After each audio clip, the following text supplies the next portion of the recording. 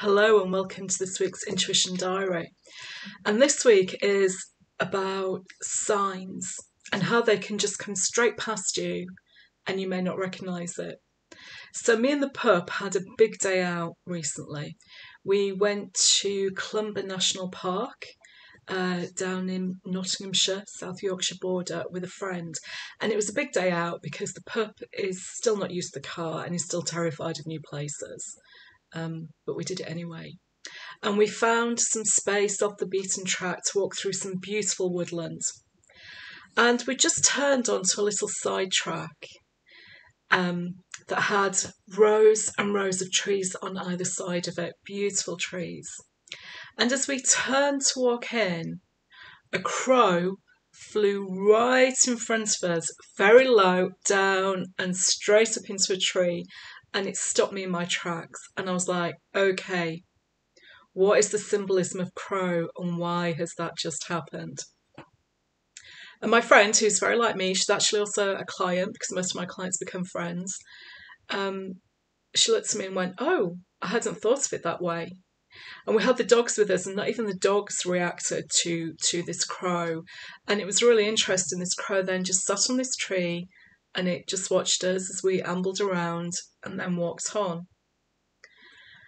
And my friend said, oh, I wouldn't have paid any attention to this as a sign because I just see birds all the time. I'm in nature all the time. And it's just so natural and normal for me. But even when I see two magpies on my daily walk, that's a sign for me. But when I got home, I looked at the symbolism of the crow in this one, Spirit Animal Oracle by Colette Baron-Reid. So at the time it happened, I had the goosebumps, the shivers I get down my body, and I knew this was something very meaningful. And just by the way the crow sat on the tree afterwards and just watched us for a while, it felt very symbolic of he had come to tell us something. So when I looked up the message in this guidebook, particular to crow, it was about co-create with spirit. And that's the message that we have. And it was about looking around you, can you sense the magic in the world?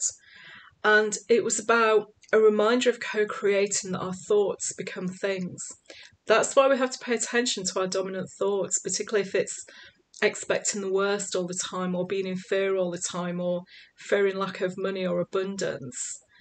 Then you accidentally manifest that by thinking that.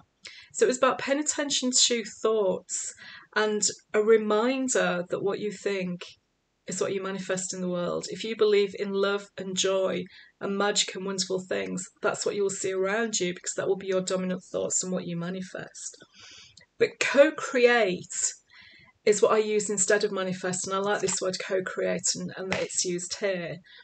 It's because we don't do this on our own. We're not thinking it and then it happens. We're thinking it, and then some otherworldly thing is recognising that vibrational frequency of those thoughts and bringing to us that which matches it.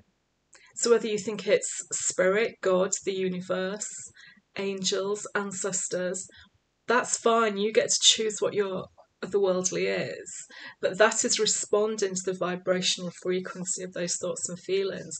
And it was a reminder to me that maybe for a couple of days I've been feeling like, oh, I'm doing this all on my own and nothing's happening as quickly as I want, and nothing seems to be working out at the moment. And none of that is true. Those thoughts were not true. That was just my ego and conscious mind taking over. So the crow was the reminder to me that everything's okay. I am where I'm supposed to be, and I'm not on my own. I may sit at home and work on my own, and my business is mine and my own, but I'm never on my own with the otherworldly, and I can always ask for help. And when I got home and I shared that in a message with my friend, she was like, wow, I kind of would never have noticed that. So all these things that you see when you go out and about that you take for granted, it's understandable. You may go out and appreciate the beauty of being in nature and come home feeling fulfilled. But actually, some of these things can be a sign to stop you in your tracks and just make you think about the world differently. Because the otherworldly comes to us in different and amazing ways.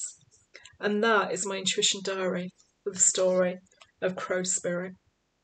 I'll see you next time for another intuition diary. And if you're out and about in the world this week, just notice, pay attention, and see what signs and messages might be coming to you. Take care. Bye.